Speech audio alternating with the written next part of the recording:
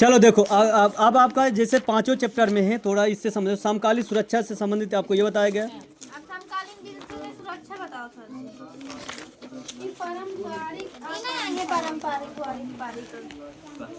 परम एक आ भी सकता नहीं ज्यादा माने नहीं सकता। आपको अजीब ही कुछ नहीं दिया होगा कि जब हमने समझ बनाया जनता है ना एक तो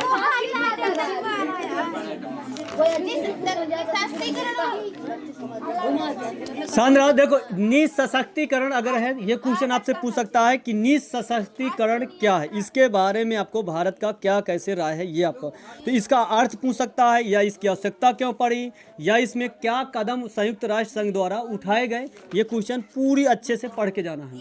निसशक्तिकरण के बारे में इसका गहराई से पढ़ लोगे तो इसके क्वेश्चन आंसर जो छोटे छोटे वो भी बन जाएंगे। तो अब समझना इससे क्या है निसशक्तिकरण। मतलब निह मन होता नहीं, और सशक्तिकरण का मतलब होता सशस्त्र से। तो इसका विरोध है, वही है कि इसका कोई मतलब क्या है, नहीं उपयोग करेगा। तो यदि है कि निसशक्तिकरण से हथियारों की सीमा निश्चित करने, उन पर नियंत्रण करने, उन पर काबू करना, या उन पर विचार करना कि अब कोई कुछ नहीं बना सकता है, या इसका लक्ष्य आवश्यक रूप से निशस्त्र कर देना नहीं है। यानी बिल्कुल से ये कहना चाहता है कि बिल्कुल से नहीं कहते हैं कि समाप्त कर दो, पर इसे कंट्रोल रखो। क्या करो? कंट्रोल करो। यानी इसका लक्ष्य आवश्यक रूप से निशस्त्र कर देना नहीं, बल्कि हथियार किस समय पर क्या, किस समय स्थितियां ऐसे हो जाएं कि इसका उपयोग किया जा सकता है, पर ऐसा नहीं कि जब चाहे इसका उपयोग कर सकते हो। समय के अनुसार बताया गया है कि करना चाहिए, पर समय के अनुसार इससे क्या है, कंट्रोल भी करना चाहिए। तो ये बताया गया है कि बल्कि जो भी हथियार इस समय उपस्थित है उनके प्रभाव में इनकी संख्या को क्या कर देना, घटा देना। जैसे 100 है उसे कर देना 50, जैसे 25 है तो उन्हें कर देना 12 या 13। इससे क्या होगा कि निसशक्तिकरण का जो होड़ मची है वो सशक्तिकरण का जो होड़ मची है उसे क्या कर देना, निसशक्ति अर्थात इसे घटा देना।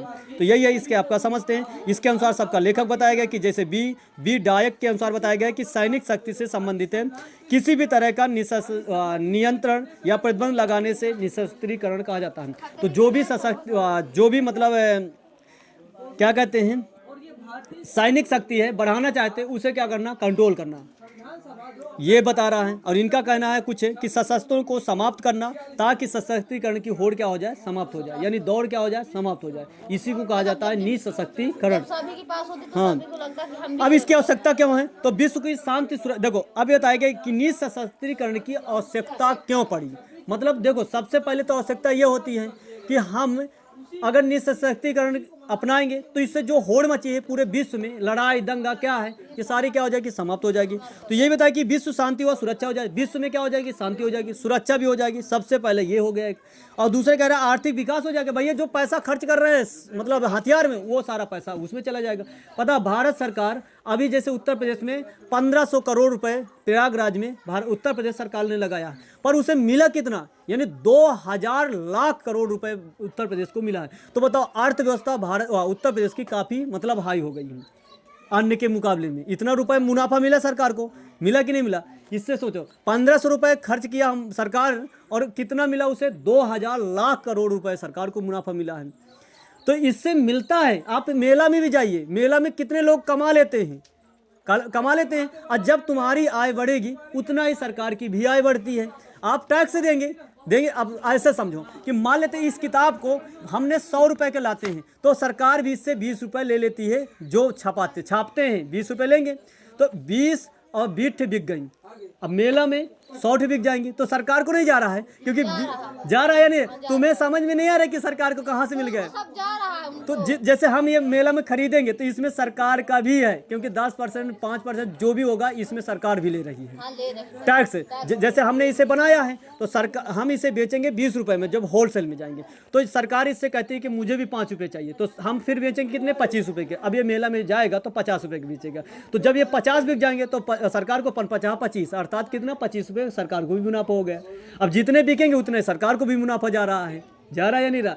साथ में आप मतलब खरीदेंगे तो जो उनके पास आमदनी आएगी 10 लाख या 15 लाख, उनसे भी जीएसटी जाएगी तो वो भी पैसा, इसलिए सरकार को इतना बताओ फायदा हुआ है।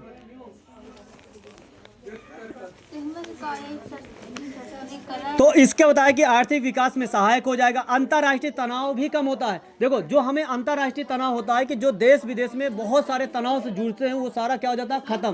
क्योंकि भैया न रहेगी लाइसेंस, न रहेगी कोई तनाव।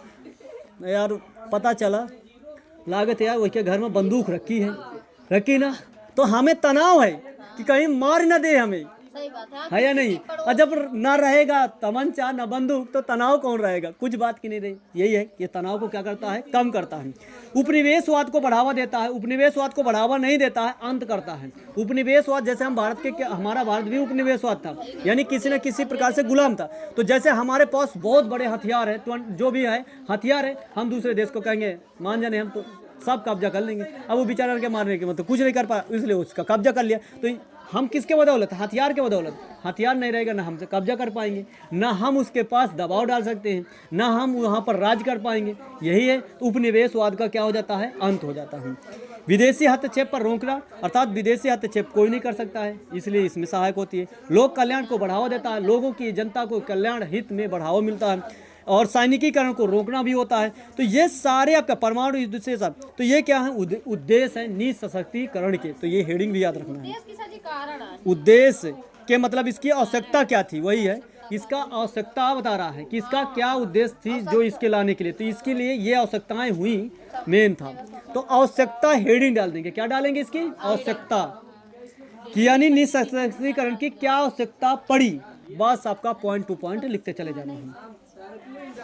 अच्छा, संयुक्त राष्ट्र संघ द्वारा ये आपका लिख लेना, ये सारा दिया आपका पढ़ लोगे। इसमें ये चैप्टर का ये क्वेश्चन आपका इम्पोर्टेंट था, तो इसलिए आपको यहाँ से ध्यान देना है क्वेश्चन को। पारंपरिक। और वो आम भाषा है, आपको उस समय की बात करना है जब पेपर के एक दिन पहले इन्हें आपको फेरना है ज़्यादा से ज़्यादा।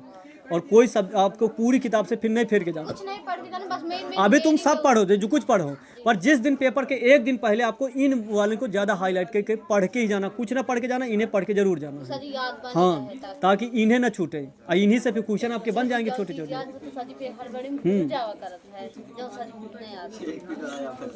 क्या कह रहे हैं, तो पढ़ो। अब 6 के बाद आपको फिर देंगे, ठीक है ना।